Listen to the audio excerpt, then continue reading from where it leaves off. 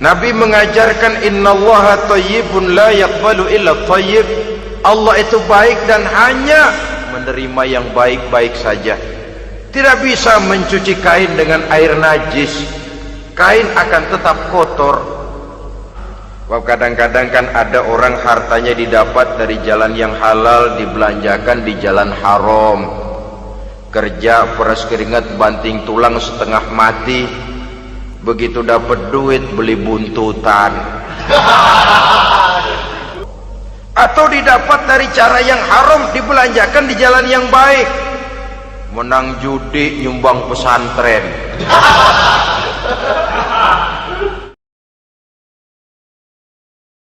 فلا تطع المكذبين ودوا لو تدهن فيدهنون.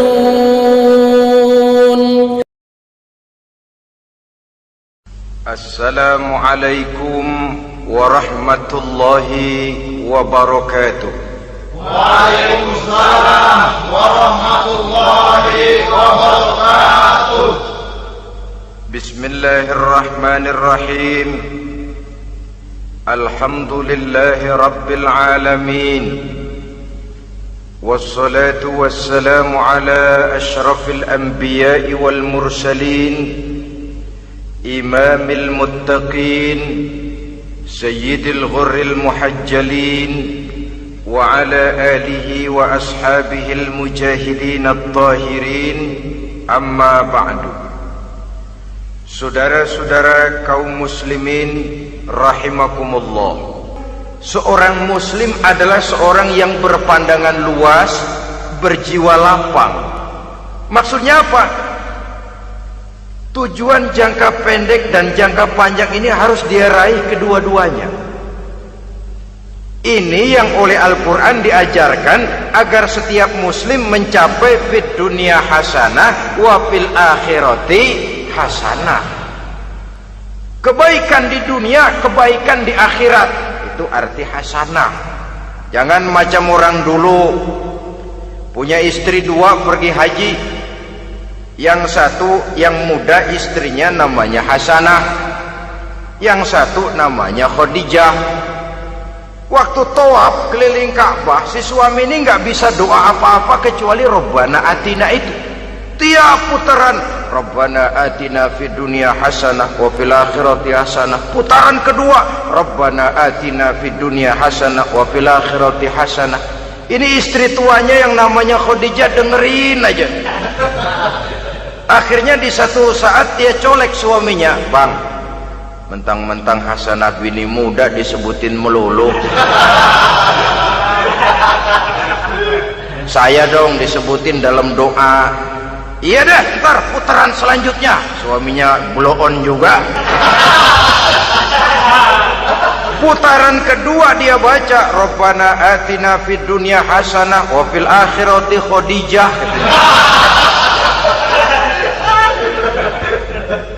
Saudara-saudara, itu makna refleksi daripada doa tadi itu, doa sapu jagat. Kita ingin fid dunya hasanah wa fil akhirati hasanah. Tujuan jangka pendek dunia tercapai, tujuan jangka panjang akhirat dan ridho Allah juga tergapai. Oleh sebab itu Al-Quran menjelaskan, wabtaghi fima atakallahu ad-daral akhirah wa la tansa nasibaka minad dunya. Dengan karunia yang diberikan Allah kepadamu, carilah bahagia akhirat.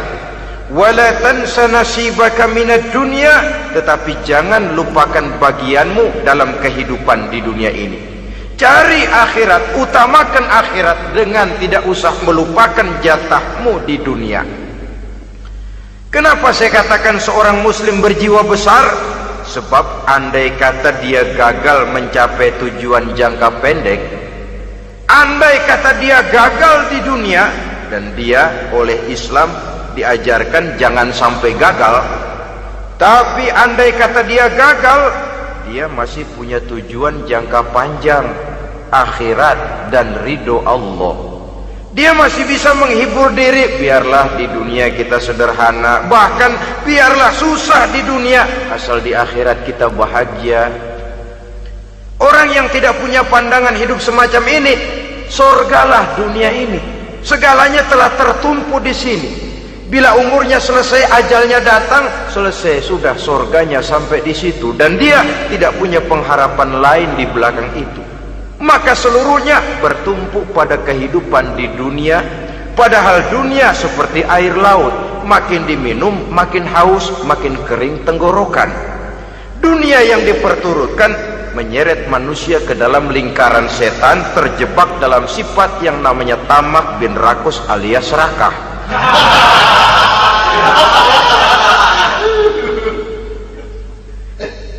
Andai kata dia gagal untuk tujuan jangka pendek, dia masih punya tujuan jangka panjang, akhirat.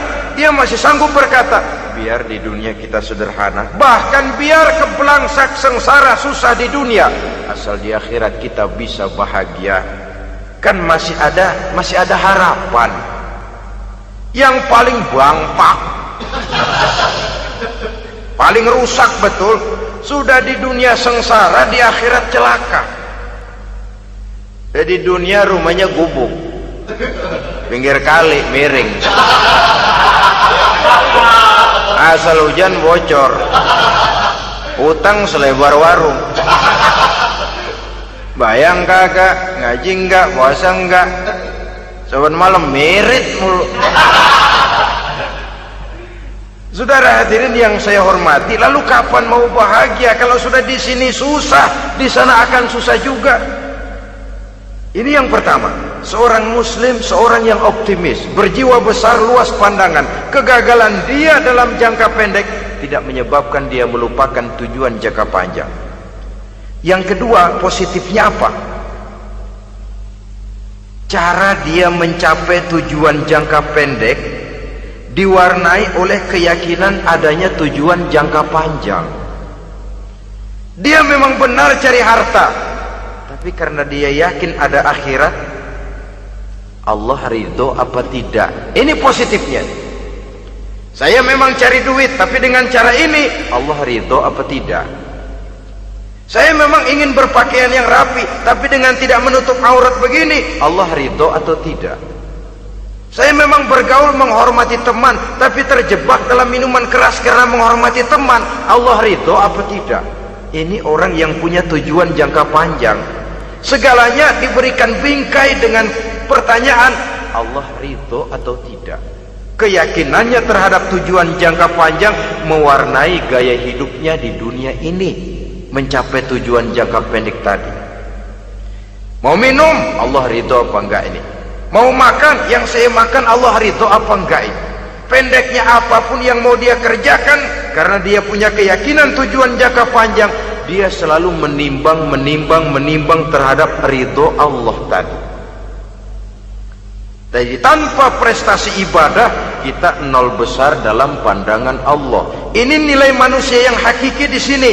Ini makna inna akramakum indallahi atqakum. Di akhirat nanti kan tidak pernah akan disidang, kamu pendidikan setinggi apa? Tidak. Gelarmu berapa renteng? Profesor, doktor? Tidak. Akhirat hanya menyidang kau sholat atau tidak, kau puasa atau tidak, kau zakat atau tidak. Diberikan kamu harta yang banyak, dari mana kau dapat, kemana kau belanjakan. Prestasi ibadah itu yang ditanya. Setinggi apa pendidikan, sebanyak apa pengalaman, no problem, tidak jadi masalah di akhirat itu. Prestasi ibadah itu yang akan kita persembahkan di hadapan Allah. Itu makna inna akramakum indallahi atqakum. Kerbau dinilai dari dagingnya, makin gemuk makin mahal harganya.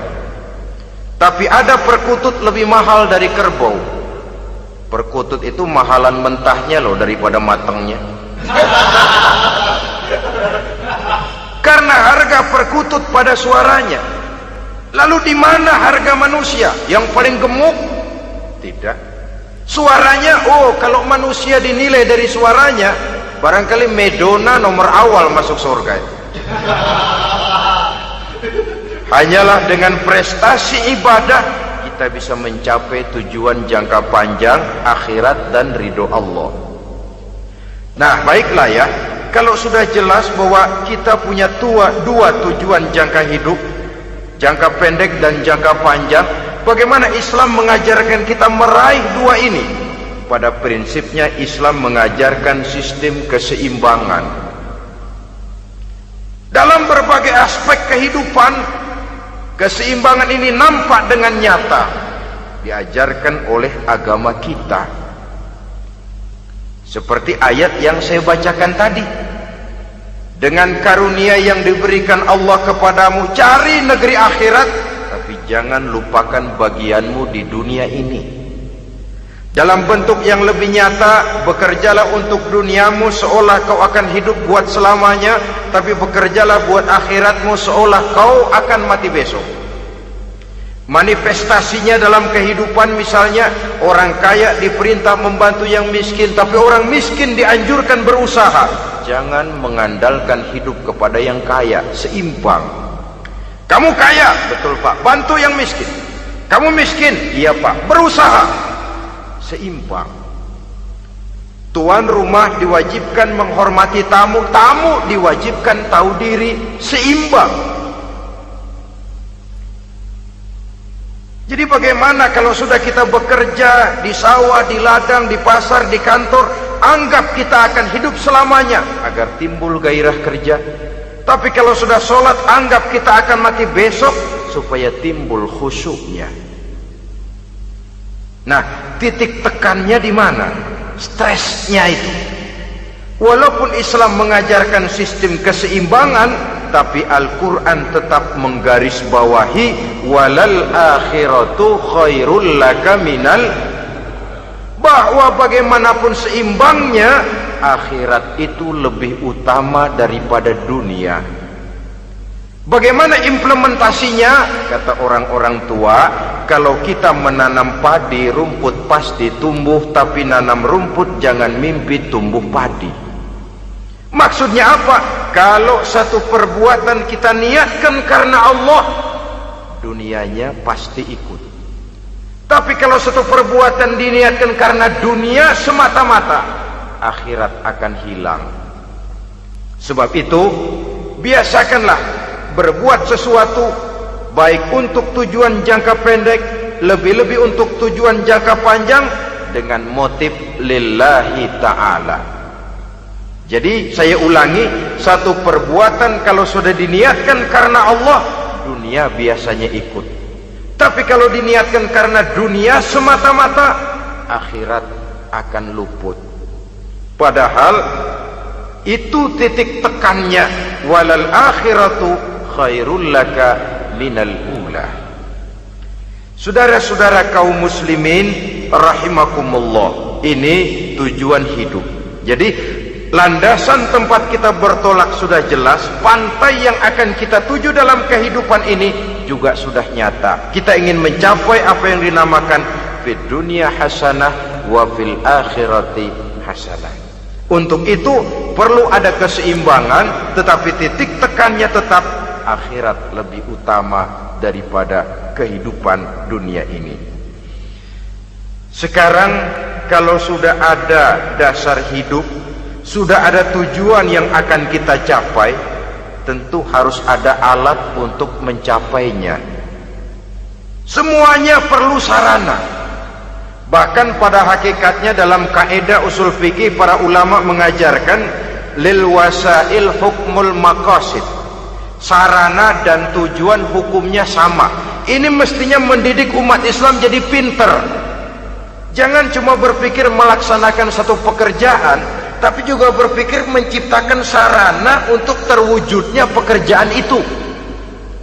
Misalnya umat Islam wajib pergi haji kalau mampu, kan begitu toh? Kalau dia umat Islam Indonesia, tentu pergi hajinya ke Mekah. Mekah, Jeddah, Mekah, Indonesia, perlu sarana angkutan untuk sampai ke sana. Kapal laut, kapal udara. Artinya umat Islam harus maju di bidang teknologi, bisa menciptakan pesawat, bisa menciptakan kapal laut, sarana yang akan menyampaikan dia untuk bisa melaksanakan ibadah haji. Selama ini kita bertumpu kepada pemikiran, pokoknya kan yang penting gue pergi haji pakai apa kayak gue punya duit.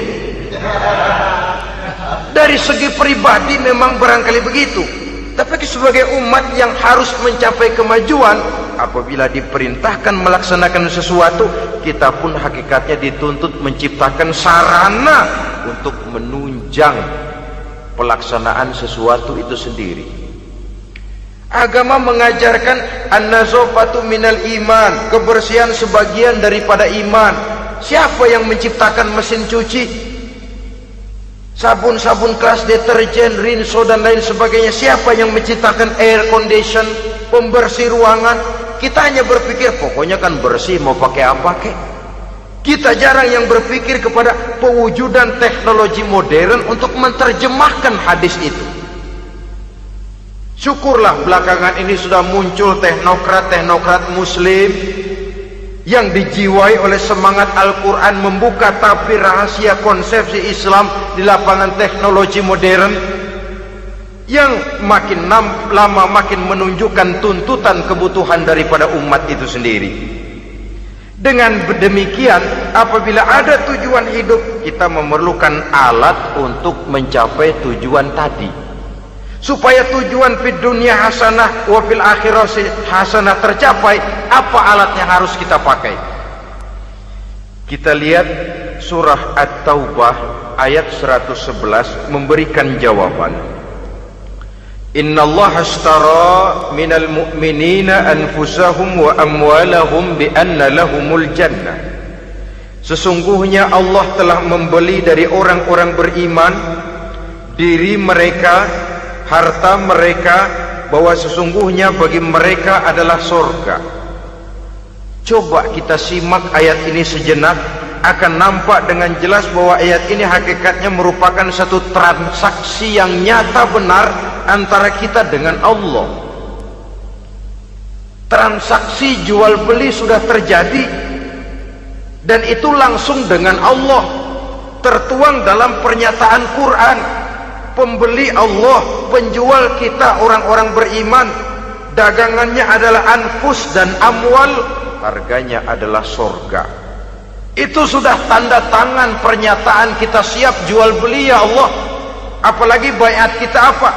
Inna solati wa nusuki wa mahyaya wa mamati lillahi rabbil alamin. Solatku, ibadahku, hidup dan matiku cuma untuk Allah Tuhan seluruh sekalian alam. Minimalnya 5 kali sehari semalam baiat ini kita ulang dan kita ulang. Kenapa lalu kita tidak konsekuen? Dalam konteksnya dengan persoalan, maka alat hidup kita itu ada 2. Pertama, anfus. Ini bentuk mufrad dari jamaknya, bentuk jamak dari mufrad nafsun. Biasa diterjemahkan dengan diri. Yang dimaksud dengan diri adalah kepribadian. Yang dimaksud dengan kepribadian ialah kekayaan yang kita miliki dalam kepribadian kita. Artinya bisa tenaga, pikiran, konsep, gagasan, wewenang, ide, pangkat, jabatan, kemampuan, keahlian, skill, itu semuanya masuk ke dalam anfus, diri. Sedangkan amwal bentuk jamak dari mufrad malun, biasa diterjemahkan dengan harta. Pengertian di sini ialah seluruh bentuk-bentuk materi yang berada di bawah kekuasaan kita. Bisa rumah, bisa uang, bisa tanah, bisa kebun, bisa pabrik, bisa peternakan, itu semuanya amwal.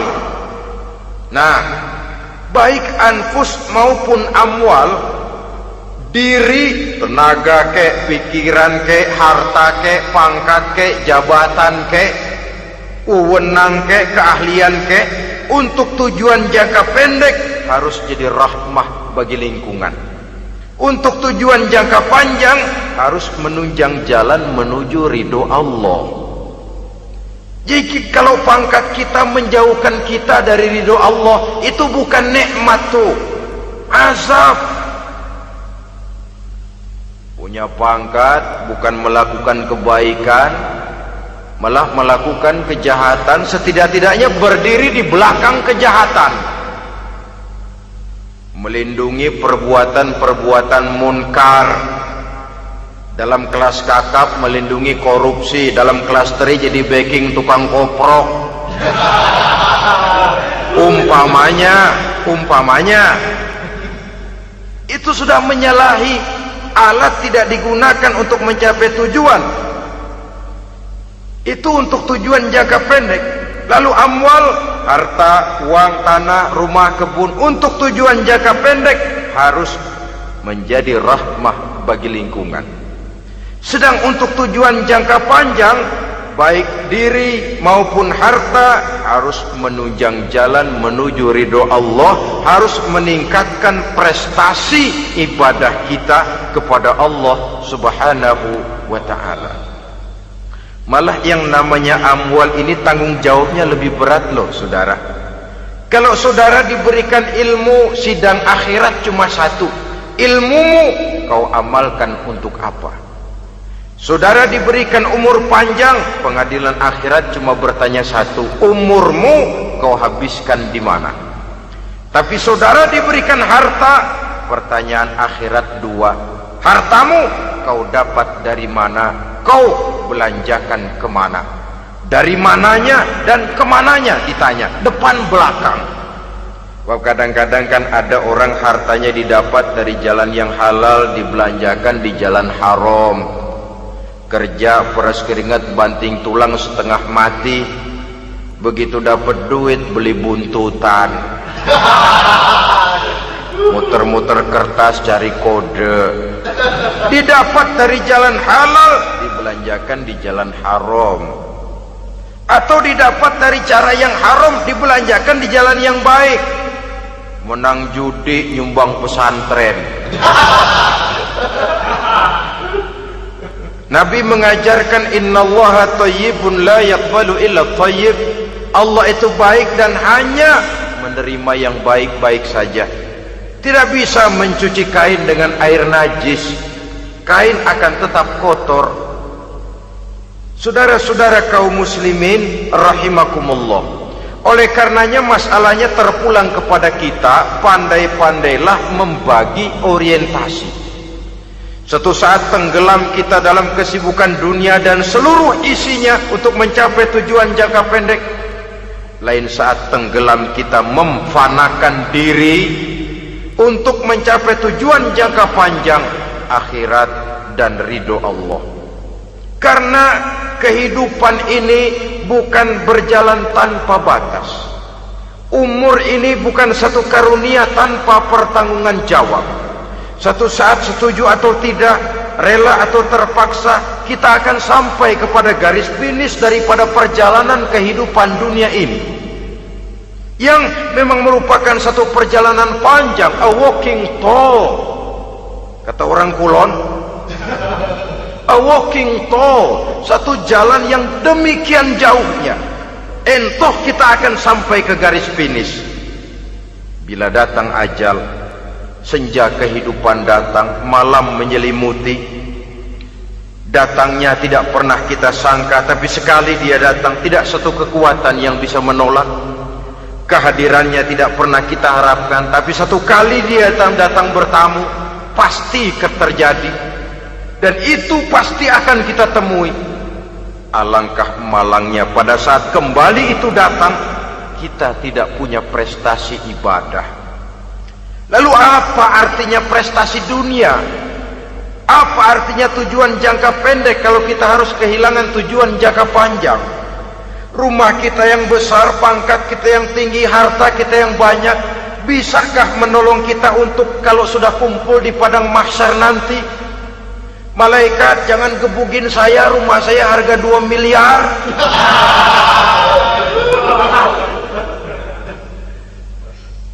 Sudahlah malaikat, damai saja, itu Rolls Royce saya.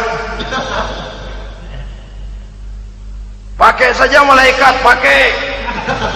Kata malaikat, gue budak, gue nggak butuh gituan. Hanya prestasi ibadah yang bisa menyelamatkan kita pada kondisi semacam itu. Jadi oleh karena itu saudara-saudara, biar di dunia ini rumah kita besar, mobil bagus, uang banyak, pabrik ada, usaha lancar, asal di akhirat masuk surga aja.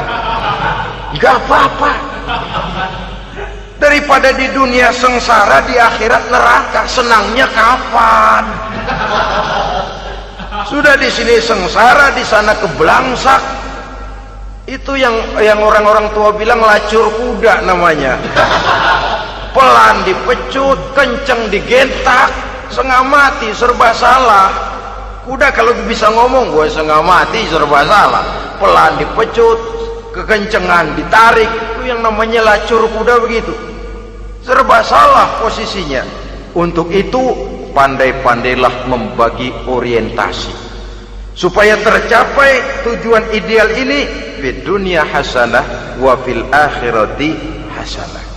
Ini tentang tujuan hidup.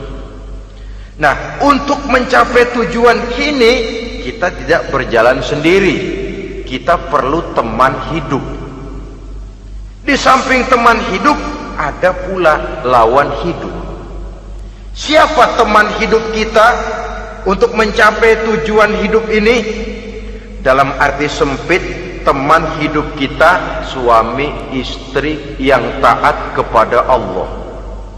Suami istri lebih dari sekedar satu pasangan, juga saling melengkapi, merupakan bagian daripada kehidupan. Suami adalah teman istri, istri adalah teman suami untuk mencapai tujuan hidup tadi, mencapai fid dunya hasanah wa fil akhirati hasanah. Seiring, seirama, selaras, serasi, seimbang, kata orang sekarang. Teman dalam arti sempit. Adapun teman dalam arti luas, setiap orang yang pandangan hidupnya sama dengan kita, setiap orang yang akidahnya sama dengan kita, terlepas dari suku bangsa apapun, warna kulit apapun, bahasa apapun, jikalau keyakinannya sama, pandangan hidupnya sama, dia adalah saudara kita dalam artian yang luas. Islam tidak kenal teritorial, maka tidak ada itu Islam Jepang. Ya walaupun secara formalnya ada, tapi informal Muslim adalah Muslim, diikat dengan akidah. Itu teman hidup. Lalu lawan hidup siapa? Pertama iblis, dalam segala bentuk dan implementasinya. Yang kedua, setiap orang yang pandangan hidupnya tidak sama dengan kita secara ideologis, itulah lawan hidup kita. Maka yang teman jadikan teman, yang lawan jadikan lawan. Jangan teman dijadikan lawan, lawan dijadikan teman. Itu namanya kopiah dipasang di kaki, pak bakyak naik ke jidat. Wajar kalau kepala lalu jadi benjol. Salah milih teman, salah cari lawan. Salah milih teman, salah cari lawan. Akibatnya kita yang akan susah di kemudian hari nanti. Saudara-saudara kaum muslimin rahimakumullah, oleh karenanya pandai-pandailah dalam hidup ini. Yang teman jadikan teman, yang lawan jadikan lawan. Kalau lawan kita jadikan teman, sementara teman kita jadikan lawan, dan itu yang banyak terjadi dalam praktek kehidupan, kita tidak akan bisa mencapai tujuan karena akan tertarung di kaki sendiri. Nah, ini sajalah yang kita bicarakan pada pertemuan kali ini. Mudah-mudahan ada manfaatnya. Terima kasih atas segala perhatian. Mohon maaf atas segala kekurangan. Usikum wa nafsi bitaqwallah. Wassalamualaikum warahmatullahi wabarakatuh. Waalaikumsalam warahmatullahi wabarakatuh.